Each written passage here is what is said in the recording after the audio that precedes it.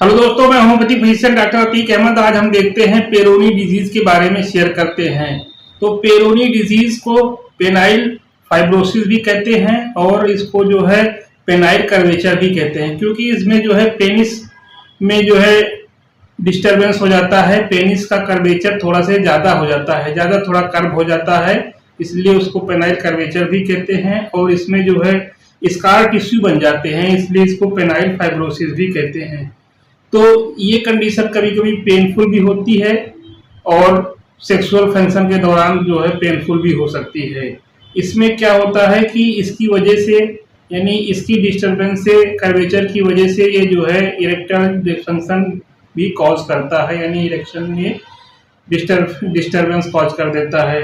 अब इसमें देखते हैं कि कौन कौन से सिम्टम होते हैं। तो सब नंबर एक पहला सिम्टम होता है कि स्कार टिश्यू डेवलप हो जाता है, यानी ये फाइब्रस स्कार टिश्यू जो है पेनिस के नीचे, अंडर द पेनिस, पेनिस के नीचे स्किन में फाइब्रस स्कार टिश्यू डेवलप हो जाता है और इसकी वजह से वहां पे कभी कभी वो हार्ड लगने लगता है। और इसमें क्या होता है, इरेक्शन, दूसरा सिम्टम ये है कि इरेक्शन में प्रॉब्लम हो जाती है और पेनिस जो है छोटा हो जाता है, शॉर्टनिंग ऑफ द पेनिस हो जाती है और कभी कभी पेन इन द पेनिस भी हो जाता है और जो होता है कि इरेक्शन प्रॉब्लम होती है। अब देखते हैं कॉज की बात करें तो इसमें एग्जैक्ट कॉज इसके नहीं होते हैं, इसके एग्जैक्ट कॉज कोई नहीं होता है, लेकिन फिर भी देखा गया है कि अगर माइनर इंजरी हो जाए पेनिस में तो उसकी वजह से ये पेरोनी डिजीज कॉज कर जाता है, यानी या पेनाइल ट्रॉमा जब हो जाता है, यानी पेनिस में इंजरी हो जाए हल्की फुल्की, तो ये प्रॉब्लम हो जाती है। ये कभी कभी स्पोर्ट्स में भी हो जाती है, स्पोर्ट्स जो लोग खेलते हैं उन लोगों में, या एक्सीडेंट की वजह से भी हो जाती है। और ये सेक्सुअल कोर्स के दौरान भी कभी कभी ये प्रॉब्लम हो जाती है। तो इस तरीके से ये काज हो गया, सिम्टम हो गया। अब देखते हैं होम्योपैथिक ट्रीटमेंट कौन कौन से लें जिससे कि हम इस डिजीज से छुटकारा हमको मिल सके। वैसे तो इसमें बहुत सी मेडिसिन है, लेकिन इसमें जो खास यूज होने वाली मेडिसिन होती है, जैसे इसमें पहले नंबर पे हाइपोथैलेमस मेडिसिन होती है। तो हाइपोथैलेमस मेडिसिन में क्या होता है कि इसमें जो है पेशेंट पेनिस पर हैंड अपना रखता है, ज्यादातर उसका हाथ जो है पेनिस पर ही रखा रहता है। जैसे वो बिजी रहता है तो उसकी बात अलग है, लेकिन फिर जब कुछ ध्यान आता है तो अपना हाथ पेनिस के ऊपर रख लेता है, यानी उस पे उसको उसका जो है ध्यान बिल्कुल उसी अपने जो है मेन ऑब्जेक्ट पे होता है, पेनिस पे होता है।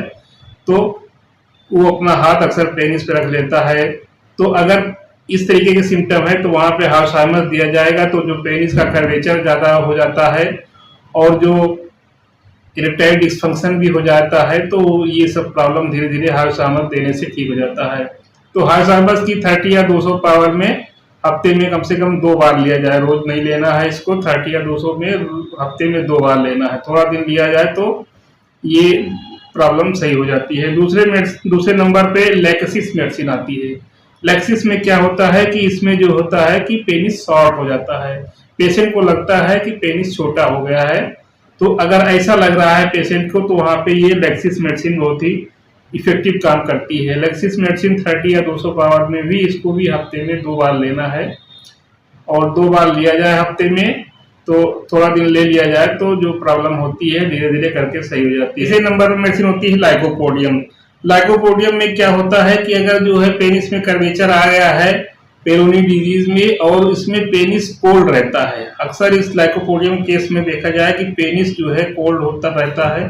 तो ऐसा सिम्टम मिलने पे यहाँ पे लाइकोपोडियम मेडिसिन जो है 30 या 200 पावर में जो है इसको हफ्ते में 1 बार लेना है। हफ्ते में 1 बार लिया जाए, थोड़ा दिन ले लिया जाए, 4-5 हफ्ते, तो जो प्रॉब्लम होती है ये पेनाइल कर्वेचर की, यानी जो है पेरोनी डिजीज की, इस सिम्टम के आधार पे वो सही हो जाता है।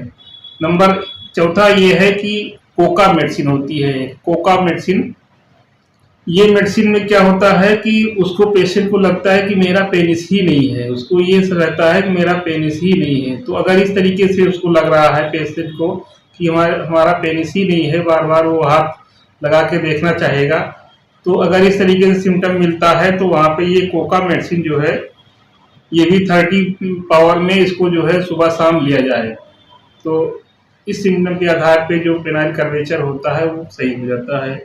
नंबर 5 मेडिसिन होती है स्टेफिसेग्रिया। स्टेफिसेग्रिया ऐसे लोगों के लिए इफेक्टिव होता है जो लोग बहुत ज़्यादा मैस्टरबेशन करते हैं, एक्सेसिव मैस्टरबेशन किए रहते हैं। पता लगा छोटे पे बहुत ज़्यादा मैस्टरबेशन किए हैं, तो उस मैस्टरबेशन की वजह से अगर उसमें कर्वेचर आ गया है, पेनिस में कर्वेचर आ गया है और उसकी वजह से फिर वो इरेक्टाइल डिस्फंक्शन की प्रॉब्लम हो रही है, तो ऐसे केसेस में फिर ये स्टेफिसेग्रिया मेडिसिन 200 पावर में या 30 पावर में इसको भी हफ्ते में जो है 2 बार लेना है।